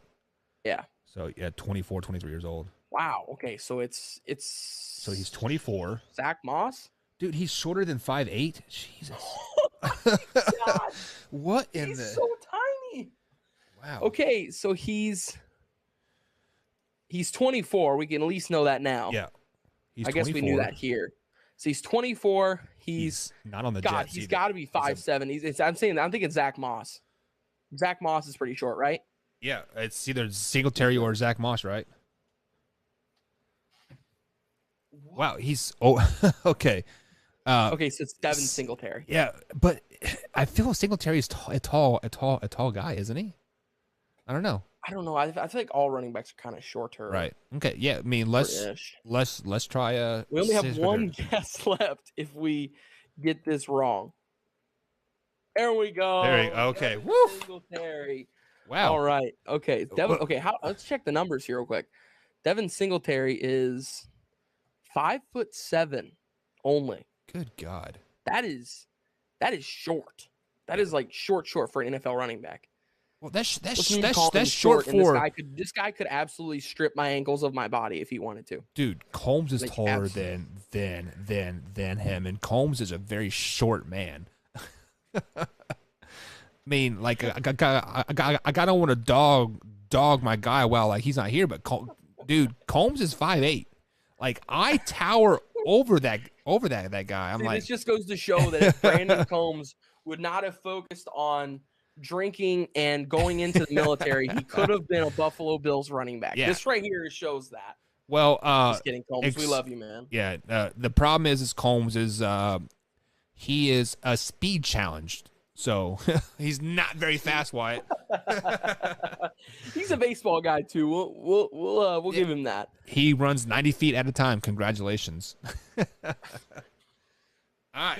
So now we've got Weddle hard mode, which Weddle easy mode, which we just played, is only skill positions. Now Weddle hard mode is anybody in the National Football League. So on the bright side, we haven't had any linemen yet. It's usually been like linebackers and safeties, right? So it's always corners and stuff like that. Yeah. So I say today we start out with defense just to try and get ahead of it instead of wasting a guess. On the NFC side as well. NFC defense. Yep.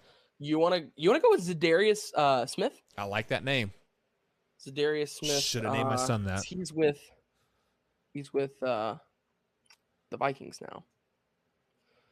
Okay, so he's an NFC defensive player. He's not a linebacker. He's way short. Okay, so he's got to be a corner or a safety. He's younger and his number is higher. So yeah, I'm thinking for sure got to be a corner. Well, no. So his number's higher than 55. So that pretty much rules out corners. So we're looking at it. I mean, it has to. I mean, what corner do you think is going to be like 60 and 80? That's true. That's true. It's probably an edge rusher. A shorter edge rusher. Okay, so it's not NFC North, so it's either NFC. Well, do you want to just start like narrowing down the divisions and teams real quick? So you want to just go with the edge rusher from the South, East, or West? Sure, that sounds great. Let's go with a shorter. Actually, let's go with Brian Burns. He's pretty short, I thought at least. Okay, so we know it's not. Okay, so it's not a defensive end. I thought Brian Burns was shorter. I don't know why I thought that. I was way off. NFC East, not a defensive end. Huh. Okay, so and it's not NFC South. So at least we have it down to the East or West now. So he's 25 as well, right? So Yes. Or 25 Well, or he's either 25 or 26. 26. Okay. So we're looking at a So- older. I mean, is a edge rusher classified as a defensive end? Yeah. I think so. mean, it could be nose guard, right? We're looking at a older nose guard. Yes, but man. Number 99 for the NFC West, Aaron Donald. Aaron Donald. Oh, yeah, Aaron Donald is pretty short too. Yeah. Okay. Okay. Okay, Buck. There we go. Okay, Buck. We're on the right track here. Offensive tackle. We have 7 guesses, and we've already narrowed it down to the division and position here. So we're moving along pretty good here. So it's either Seattle. So it's not the Rams. It is an NFC West. It is a defensive tackle, and he is either 6 foot or 5'11". That is a short defensive tackle. So defense tackle on the AFC West. So let's think Cardinals defensive lineman here. J.J. Watt, too big, and the defensive end. Yeah, he's like 6'5", isn't he? He's a big guy. Yeah. Very tall. Very tall individual. Chandler Jones is no longer with the Cardinals, right? He's with the Raiders. Simmons is now he's a linebacker, isn't he? That Simmons guy, like Isaiah Simmons, right? Yeah, he's like a rover. He's a linebacker safety hybrid. So how about this? We just think of a defensive tackle on the NFC West and not try to do teams. There you go. How about Nick Bosa, 49ers? Well, Bosa's the end. He's a DN. Okay. So while that could narrow down our team, but I don't want to throw that guess out there. Yeah. Why am I thinking Seattle defensive tackle here? Why am I blanking?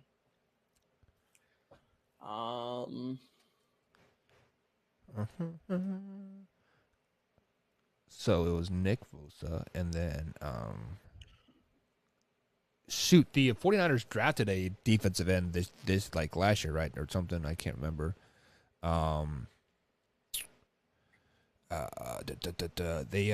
Eric Armstrong, Eric with like an A. Oh, Eric Armstead. Yeah, they've had him. Let's see here. So Drew, JJ is a defensive end, so he would not be a defensive tackle. So it's not. Oh, he's classified as a defensive end. What? Really? I didn't know that. That's wild. I thought he was a defensive tackle. So it's not San Francisco. So it's either Seattle or it's the Cardinals. So we do at least know that. So let's see here. Seattle. How many picks we got? We got 6 more guesses. Yeah. We got 6 more left to go here. Man, why can't I think of the Arizona Cardinals defensive lineman? Because Simmons is the outside linebacker. Chandler was the middle linebacker, right? Which is no longer there. J.J. Watt is an outside defensive end. Man, is it Zach Allen? He was a defensive end as well, right? For the Cardinals. Is Xavion Collins a linebacker for the Cardinals? Zaven's a linebacker. Okay. Drew, you're a Cardinals guy. Come on, man. Help us out. Rashad Lawrence. Is that it? Lawrence. Close my eyes thinking. Yeah, it has to be Rashad Lawrence, I bet. Okay, so it's a Seattle Seahawk. Damn. So we've got 5 guesses, and we know it's a defensive tackle. And we just got to narrow it down. Let's do.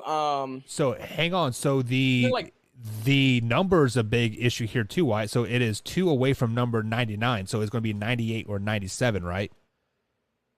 Correct. So number 97 or 98 for the Seattle Seahawks defensive tackle. Can we figure that out? Yes. So number 98 for the Seahawks. Do they have a number 98? I don't know. The first. You know it's going to be a big black guy. Can't say. It's true though. Oh man. they got the one guy. Isn't his name Quentin Jefferson. Is that who I'm thinking? Yeah, Quentin Jefferson. Quentin? Yeah, Quentin Jefferson is possibly.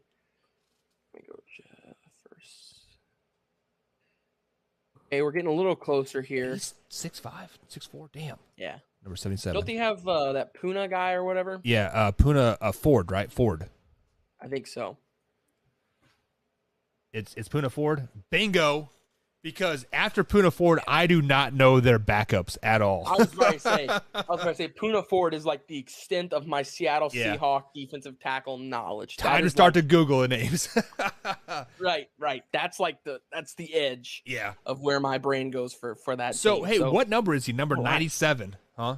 97. Yes, he's 5'11". Wow. He's 26 defensive tackle for Seattle. Yeah, Let me Google him. Ford. I wonder how much he weighs. I don't know. Let's see here. 310 pounds. He is a freaking bowling ball. Yeah, he's 5'11", 300 pounds. A bowling ball. Yeah. And guess what, Wyatt? He is a big black man, like I said. Just put it out there. All right, guys. You're gonna get us canceled.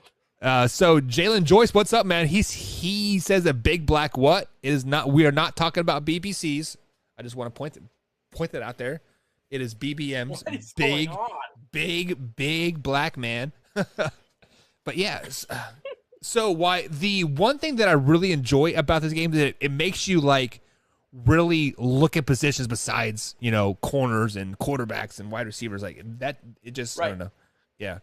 Oh, it's fun. I absolutely love it. Whoever came up with this game, we did, Wyatt. They literally stole our idea. Stole our idea. Yeah. That is true. We did Guess Who, and like we would have to narrow it down by divisions and stuff like that. That is true. All right. But yeah, guys. So guys, we are up against that time. Wyatt will be MIA tomorrow. My man Beastie is supposed to be on.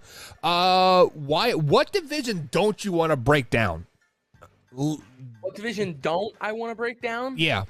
We should probably not break the Packers because I feel like we would spend 2 hours talking about the Packers schedule. I definitely want to break down the NFC North.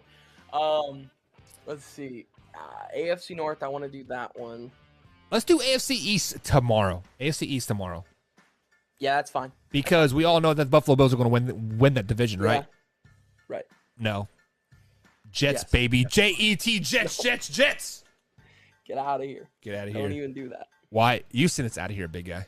I will send us out of here. Man Hour Nation, I love you guys. Rise up.